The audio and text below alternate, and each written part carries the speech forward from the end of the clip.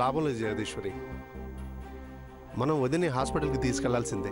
తీసుకెళ్ళొచ్చండి, కానీ ఇవాళ ఎలాగోలా ఆ షష్ఠి పూర్తి కానిచ్చేస్తే ఓ పని అయిపోతుంది కదా. ఈ హాసిని వాళ్ళ పీడ కూడా విరగడవుతుంది. అమ్మా ఏం చేద్దాం? భోజనాలు 500 చెప్పాను, స్టార్ట్ చేయమంటారా? ఎక్కడ అరేంజ్ చేశారు?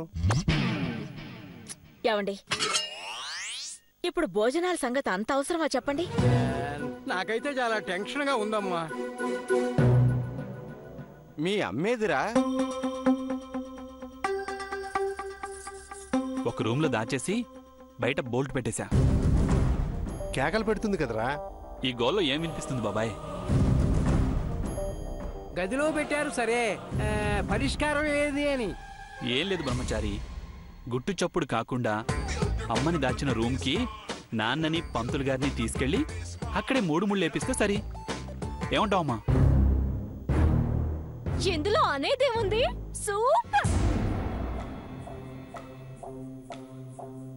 ఈ హాసిని వేరే రూమ్ లో బంధిస్తే ఇక ఏ అడ్డు ఉండదు. ఇదే ప్లాన్ చేస్తా.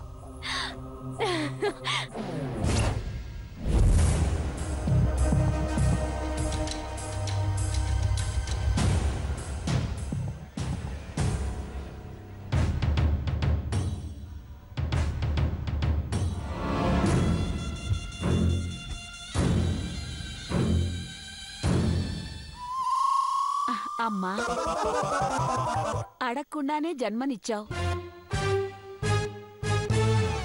ఏడిస్తే పాలిచ్చావు, వానొస్తే గొడుగిచ్చావు, ఆడుకోవడానికి బొమ్మలిచ్చావు, వాడుకోవడానికి డబ్బులు కూడా ఇచ్చావు, వేసుకోవడానికి బట్టలిచ్చావు, చూసుకోవడానికి అద్దం ఇచ్చావు. అందుకే నువ్వు నాకు నచ్చావు. అయినా ఎందుకమ్మా ఇంత తొందరగా చచ్చావు? మోసం, దగా, కుట్ర. ఈ ఏదో సచ్చినోడు ఈ రూమ్ లో ఉన్నాడని చెప్పి నన్ను ఈ రూమ్ లో పడేశారు. చూస్తా.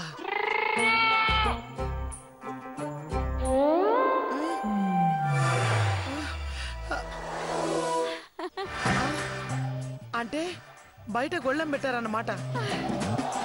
ఏంటి ప్రేమ పిపాసి ఇలా వచ్చావు? నీ పెళ్లి పిశాచిని చంపుదామని. అరే ఎందుకమ్మా? ఎవరిని చంపేది? ఏమైంది చెప్పు.